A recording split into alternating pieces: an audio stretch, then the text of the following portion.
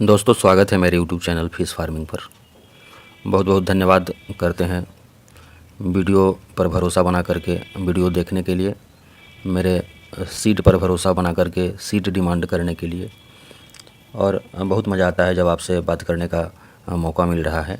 तरह तरह के सवाल आप लोगों के माध्यम से पूछा जा रहा है, इसके लिए भी हम धन्यवाद देते हैं।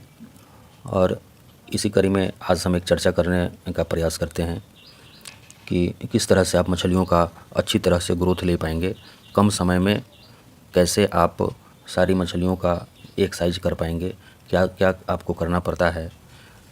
इन्हीं विषय में हम जानकारी देने का प्रयास करते हैं इस वीडियो के माध्यम से, और भी कुछ अन्य जानकारी देने का प्रयास करेंगे हम। सबसे एक नंबर पर जो बात आती है आपकी मछलियों के ग्रोथ के संबंध में, वह सीड की क्वालिटी। आपकी सीड की क्वालिटी किस तरह की है, किस तरह के सीड सेलर से आपने सीड परचेज किया है, सीड मंगवाया है, और उसका ब्रूडर किस तरह का है। इस पर डिपेंड करता है कि आपका सीड का क्वालिटी क्या है और उसका भरवार क्या होगा। इन सारी चीज़ों को आप ध्यान में रखेंगे। और इसी कड़ी में हम एक चीज़ और कहना चाहते हैं कि इधर हम एक नंबर जारी किए हुए हैं, जो नंबर आपको स्क्रीन पर दिखाई दे रहा है। पिछले कुछ दिनों से ये नंबर मेरा चालू है, जिस पर आप सारे लोगों से बात करने का मौका मिला। बहुत सारे लोग सीड के लिए हमको कॉल किए, बहुत सारे लोगों को भेजा जा चुका है और भेजने की प्रक्रिया जारी है। जैसे जैसे आप लोगों का ऑर्डर आ रहा है हम उसको भेजते जा रहे हैं। तो हम जो एक सवाल बहुत ज़्यादा हमसे पूछा गया कि सीड की गारंटी क्या होगी कि आपके सीड हम लेंगे तो मछलियों का ग्रोथ काफ़ी अच्छा आएगा ही आएगा। तो दोस्तों, इसकी गारंटी बहुत सारे बातों पर डिपेंड करता है। हम तो गारंटी लेते ही हैं कि मेरा सीड अच्छा है, हम जो सीड देंगे आपको वह अच्छे क्वालिटी का सीड प्रोवाइड कराते हैं। लेकिन आपको भी बहुत कुछ करना पड़ता है कि आपकी मछलियाँ कैसे ग्रोथ करेंगी। उसमें आपको मुख्य व्यवसाय के रूप में मछली पालन व्यवसाय को लेना पड़ेगा। सबसे बड़ा प्रॉब्लम है कि आंध्र प्रदेश को अलग करने के बाद और जितने भी स्टेट हैं, चाहे यूपी हैं, उड़ीसा हैं, बिहार हैं, ये लोग सीड स्टॉक कर देते हैं, उसके बाद झांक करके अपने तालाब पर झांकने नहीं जाते हैं। जब 8 महीने 10 महीने साल भर पूर जाता है तो एक बार वे जाल लेकर के हार्वेस्टिंग कराने जाते हैं। इसको आपको दूर करना पड़ेगा। आपको प्रत्येक दिन अपने तालाब पर विजिट करना पड़ेगा। आपको वाटर की क्वालिटी को मेंटेन रखना पड़ेगा। वाटर क्वालिटी से मेरा कहने का तात्पर्य है आपके तालाब के पानी में पीएच की क्या मात्रा है, अमोनिया की क्या मात्रा है, डिसॉल्व ऑक्सीजन की क्या मात्रा है। इन सारी चीज़ों पर आपको ध्यान देना पड़ेगा। आपका तालाब कितना बड़ा है, सीड जब आप स्टॉक करते हैं तो सीड का क्या साइज आपने रखा है, आपके पास नर्सरी तालाब है कि नहीं है, स्टॉकिंग डेंसिटी आपने क्या रखा है। इन सारी चीज़ों पर ही डिपेंड करता है कि आपके मछलियों का भरवार कैसा होगा।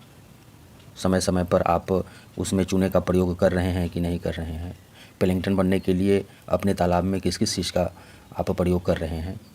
इन सारी बातों पर डिपेंड करता है। मेरा उद्देश्य सीड बेचना नहीं है, सिर्फ आप लोगों को प्रेरित करना है कि जिस तरह से आंध्र प्रदेश के लोग मछली पालन कर रहे हैं और 15 दिन 20 दिन महीनों दिन पुराना मछली सारे दूसरे स्टेट वालों को खिला रहे हैं और हम लोग बड़े ही चाव से खा रहे हैं।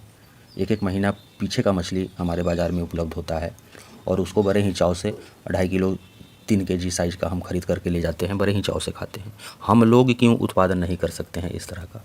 मेरा मकसद यही है, प्रेरित करना, आप लोगों में जागृति लाना कि किस तरह से आप भी आंध्र प्रदेश के जैसे मछली पालन कर सकते हैं।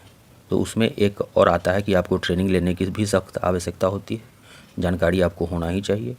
और जो भी वीडियो आप देखते हैं, वीडियो में जो बताया जाता है उसको आपको करना पड़ेगा।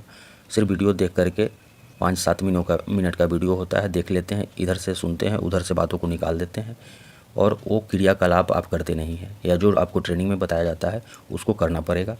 तब आपकी मछलियाँ का ग्रोथ जैसा आप चाहते हैं वैसा होगा। और हम भी गारंटी लेंगे, मछलियाँ क्यों नहीं बढ़ेंगी। जब आंध्र प्रदेश की मछलियाँ कम समय में इतना अच्छा ग्रोथ हो जाता है उनका, तो अदर स्टेट वाले की मछलियाँ क्यों नहीं हो रही हैं।